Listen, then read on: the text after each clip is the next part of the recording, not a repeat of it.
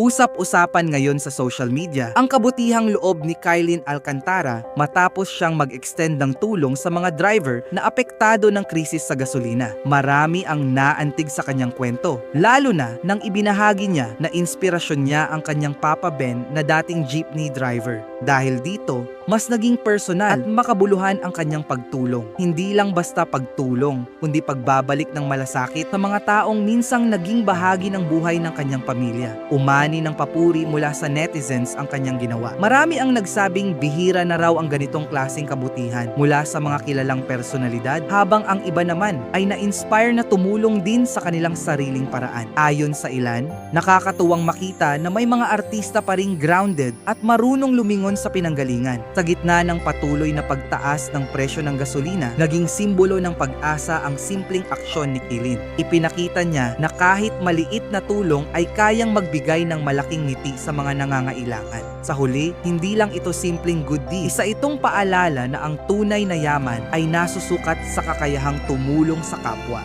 At kung gusto ninyo ng mga balita at trending na usapin sa social media, huwag kalimutang i-follow at i-like ang aming Facebook page para lagi kayong updated. Salamat po!